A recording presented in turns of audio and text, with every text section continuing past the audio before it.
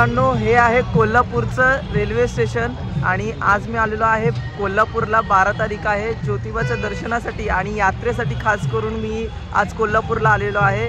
हे सर्व कोल्हापूरचा परिसर मी तुम्हाला एकदा दाखवून देतो। पहिल्यांदाच कोल्हापूरला आलो, थोडंसं माझा अवतार थोडा बिघडलेला आहे कारण आत्ताच जस्ट महालक्ष्मी एक्सप्रेस या ट्रेनने आलो आणि आत्ताच जस्ट पोहोचलो आहे। थोडंसं झोपलो होतो ट्रेनमध्ये, त्यामुळे थोडंसं अवतार असं बिघडलेला आहे। तर हा विशेष व्हिडिओ आहे ज्यामध्ये मी तुम्हाला कोल्हापूरला कसं यायचं आणि ज्योतिबा मंदिरात कसं जायचं हे सांगणार आहे। त्याचसोबत दुसऱ्या भागामध्ये ज्योतिबा मंदिराची विशेषता आणि इतिहास आणि दंतकथा हे भाग 2 मध्ये सांगणार आहे आणि भाग 3 मध्ये आपण ज्योतिबा यात्रेमध्ये सामील होणार आहोत। तिथल्या भक्तिमय वातावरणात आपण विलीन होणार आहोत। तर या तिन्ही भागांना मी तुकड्यांमध्ये बनवणार आहे। तर तुम्ही भाग 1 बघत आहात जे म्हणजे ज्योतिबा मंदिरात पुण्यापासून किंवा मुंबईपासून कोल्हापूरला कसं यायचं आणि ज्योतिबा मंदिरात कसं जायचं ते। भाग 2 मध्ये मी तुम्हाला मंदिराची विशेषता आणि तिथली दंतकथा सांगेल आणि भाग 3 मध्ये आपण मंदिरातल्या यात्रेमध्ये सामील होऊया। तर चला व्हिडिओला मित्रांनो सुरू करूया। नमस्कार, मी प्रणय, आपल्या YouTube चॅनलवरती आपल्या सर्वांचं पुन्हा एकदा स्वागत करतो। नमस्कार मंडळी, आज मी तुम्हाला एका अशा प्रवासाची गोष्ट सांगणार आहे जिथे मन हरवतं, आत्मा शांत होतो आणि श्रद्धेचा तेज उजळतो। होय, मी नुकतंच श्री क्षेत्र ज्योतिबाच्या डोंगरावरती चैत्र यात्रेला जाऊन आलो। हा अनुभव इतका अविस्मरणीय होता की मी तुम्हाला ज्योतिबाच्या दर्शनाला घेऊन जाणार आहे आणि ते पण आपल्या शब्दाच्या पालखीतून। तर चला मग या प्रवासाला सुरू करूया, परंतु त्यापूर्वी जयघोष होऊन जाऊ द्या, तो म्हणजे ज्योतिबाच्या नावानं चांग भलं। ज्योतिबा मंदिर कोल्हापूर पासून फक्त 18 किलोमीटरवर वाडी रत्नागिरी डोंगरावर वसलेलं आहे। कोल्हापूरहून गाडी, बस किंवा टॅक्सीने तुम्ही सहज पोहोचू शकता। फायनली आपण ज्योतिबा मंदिरासाठी जाण्यासाठी बस पकडलेली आहे, जी की स्पेशल बस आहे, प्रवासासाठी यात्रेसाठी सोडण्यात आलेली आहे। बसची कॉस्ट ही 35 रुपये 36 रुपये पडलेली आहे पर पर्सन आणि जे स्टेशनपासून मी टॅक्सी पकडत होतो ती 300 रुपये पर पर्सन होती, तर ती मला महाग पडत होती। तर तिकडून जर तुम्ही कधी याल तर रेल्वे स्टेशनपासून जर लेफ्ट साईडला तुम्ही जाल 60 मिनटं चालत तर तुम्हाला बस स्थानक लागेल। त्या बस स्थानकावरून तुम्ही कमी पैशामध्ये ज्योतिबा मंदिरासाठी जाऊ शकता बस पकडून। आणि त्यासोबत इथे वाटेला जात असताना ज्योतिबा मंदिराला अंबाबाई देवीचं सुद्धा मंदिर लागतं, जे इथून 2 किलोमीटर अंतरावरती आहे, ज्याचा मार्ग आता जस्ट पाठी गेलेला आहे। तर तुम्ही ज्योतिबा मंदिरात येत असाल तर नक्की अंबाबाई देवीच्या सुद्धा मंदिरात जावा।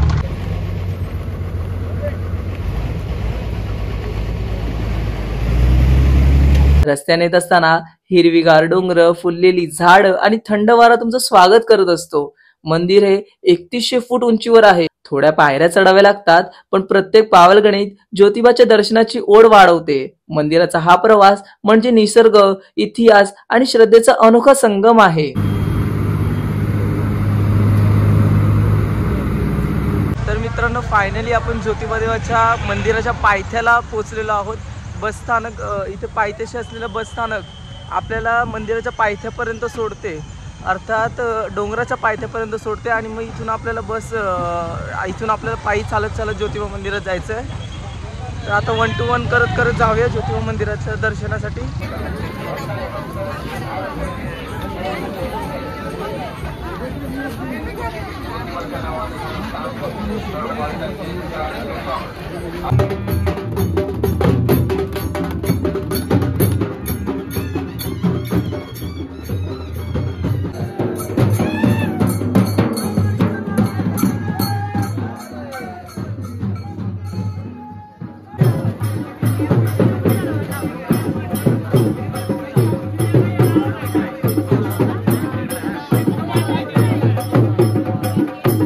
ज्योतिबा नावातच तेज आहे। ज्योतिबाला दख्खनचा राजा, केदारलिंग, ज्योतिर्लिंग म्हणतात। दंतकथा सांगते की एकेकाळी रक्तभोज आणि रत्नासूर या राक्षसांनी परिसरात धुमाकूळ घातला होता। भक्तांचा छळ पाहून ब्रह्मा, विष्णू, महेश आणि जमदग्नी ऋषी यांच्या तेजातून ज्योतिबा प्रकटला। त्यांनी राक्षसाचा नाश केला आणि डोंगरावर कायमचा वास केला, भक्तांना अभय देण्यासाठी।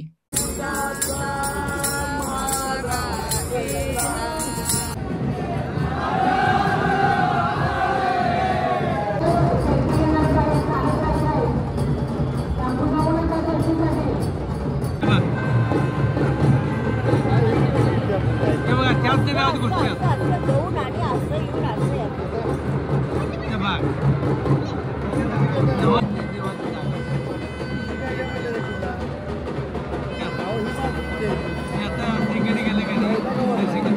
मंदिराचा इतिहासही तितकाच प्राचीन आहे.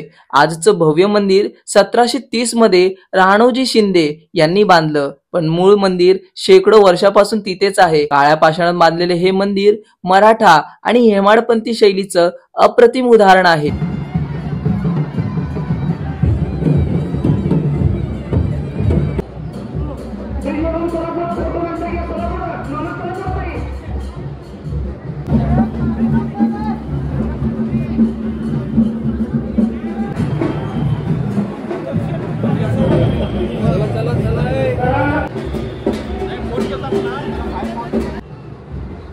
आपला मोबाईल सांभाळा, चोरट्यांपासून सावध राहा.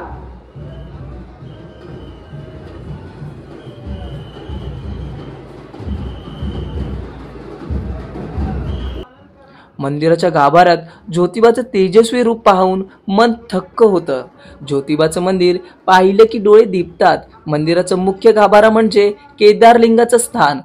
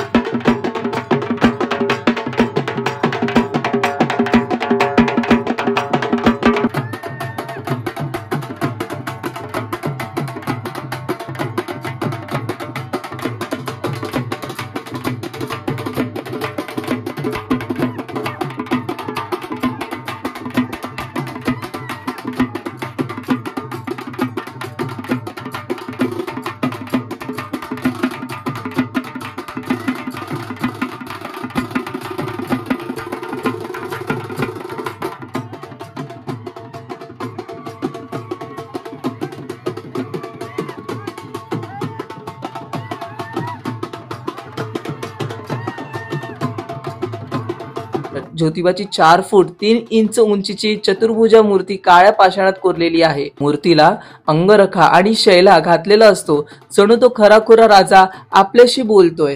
उजव्या हातात खडंग आणि डमरू, डाव्या हातात त्रिशूल आणि अमृत पात्र आणि मस्तकावर मराठेशाही पगडी. ज्योतिबाचं स्वरूप म्हणजे तेज आणि शक्तीचा संगम. मंदिर परिसरात चंपक वनाचं सौंदर्य आणि शांतता मनाला धुरळ घालते. रोज 3 पूजा होतात. सकाळची साधी पूजा, अभिषेकानंतर खडी पूजा आणि दुपारची बैठी पूजा. शनिवारी ज्योतिबाची घोड्यावर बसलेली पूजा पाहण्याची मजा काही औरच, कारण घोडा हे ज्योतिबाचं प्रिय वाहन आहे.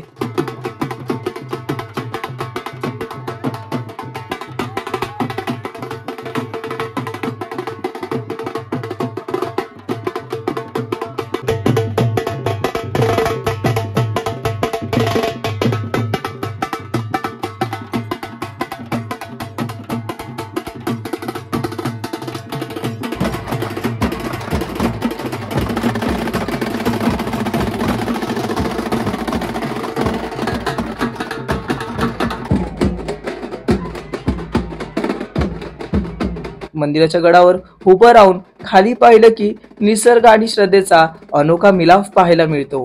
ज्योतिबा हे फक्त देव नाही, तर ते दख्खनच्या मातीचे राजा आहेत. भक्तांच्या गाण्यात ओव्यांमध्ये ज्योतिबा लय मोठा म्हणून गायलं जातं. त्यांचं तेज, प्रेम आणि भक्तांवरती कृपा यामुळे प्रत्येकाच्या हृदयात ते आहेत.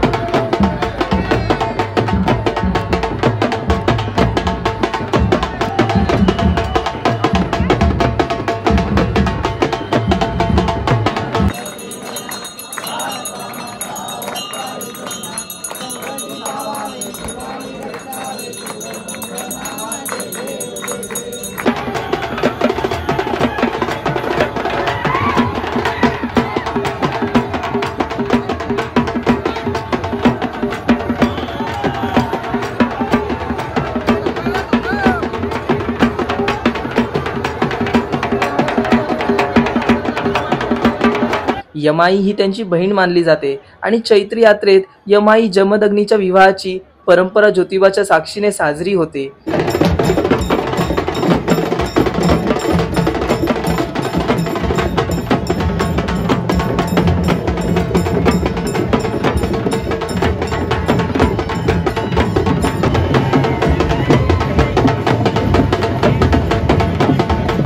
ज्योतिबा म्हणजे शक्ती, तेज आणि करुणेचं प्रतीक आहे, ज्यांच्यामुळे सगळ्या अडचणी लहान वाटतात.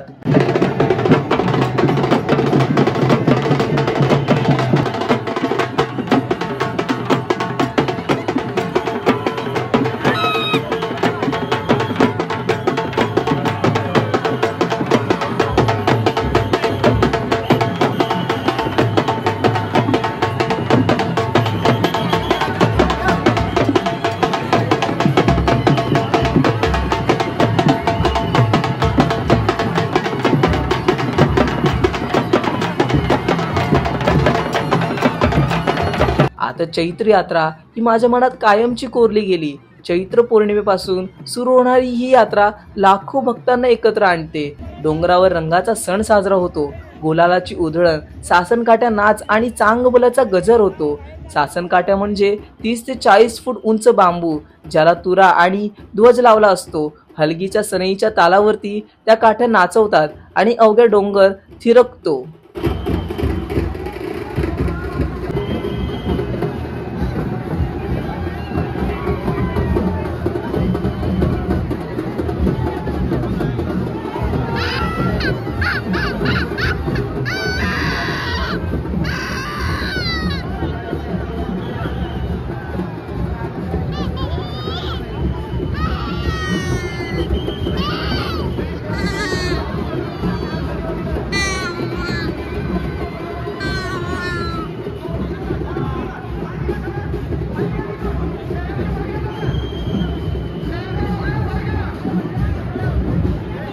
यात्रेत ज्योतिबाची पालखी यमाई मंदिराकडे जाते, जिथे यमाई जमदग्नीचा विवाह सोहळा पार पडतो. घोडा, उंट आणि तोफगाडी, चोपदारांचा लवांजमा आणि आतिषबाजी यामुळे वातावरण भारावून जाते. खोबऱ्याची उधळण, गुलालाचा वर्षाव आणि भक्तांचा उत्साह यात तुम्ही स्वतःला विसरा.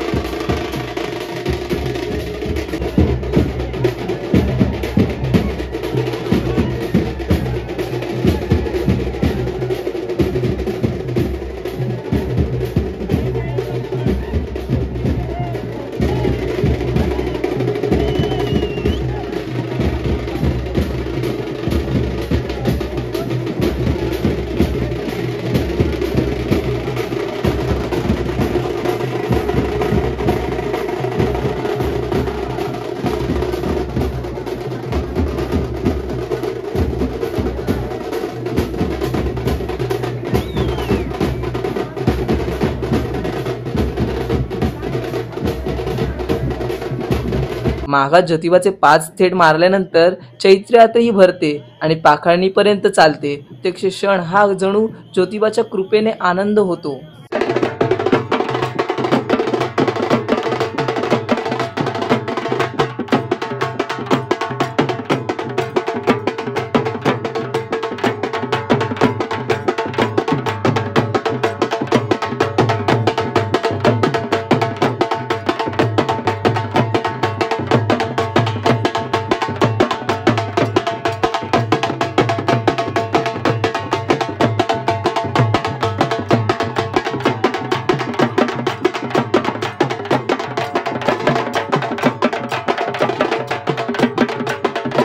मित्रांनो, ज्योतिबाच्या यात्रेमध्ये मी फक्त एक भक्त नव्हतो, तर त्या तेजाचा एक हिस्सा बनलो होतो. गुलालाने रंगलेला चेहरा, चांग भलचा नाद आणि ज्योतिबाच्या मूर्तीसमोर उभं राहिल्यावर जाणवणारी शांती, हे सगळं मी आयुष्यभर विसरणार नाही. मंदिरातून परतताना माझ्यासोबत फक्त प्रसाद नव्हता, तर एक विश्वास होता ज्योतिबांचा माझ्यासोबत असण्याचा.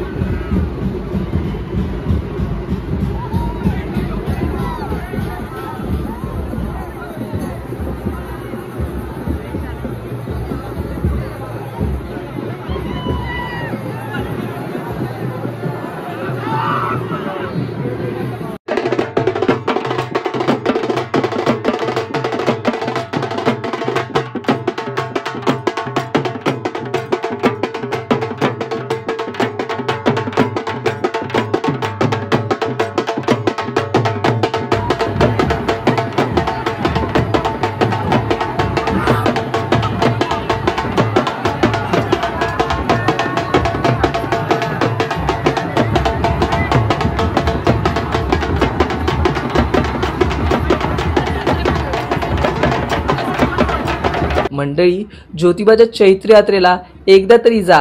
त्या डोंगरावर, त्या गुलालात, त्या भक्तीच्या लहरीमध्ये स्वतःला हरवून बघा. ज्योतिबाच्या दर्शनाने तुमचं मन उजळेल आणि तुम्ही म्हणाल, हेच खरं आहे चांग भलं.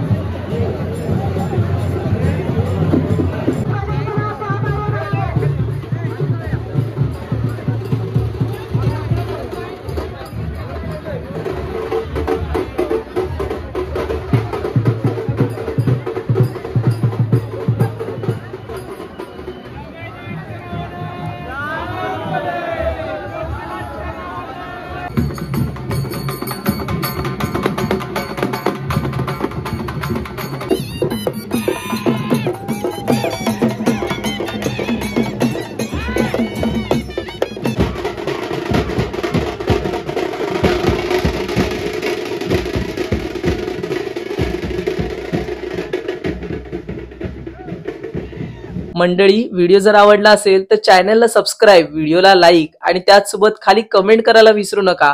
हे सर्व मोफत आहे. त्याचसोबत पुन्हा एकदा जयघोष करूया, ते म्हणजे ज्योतिबाच्या नावानं चांग भलं. मी भेटतो तुम्हाला इतर गोष्टींसोबत, इतर मुद्द्यांसोबत, इतर प्रवासासोबत. तोपर्यंत जय हिंद, वंदे मातरम, भारत माता की जय.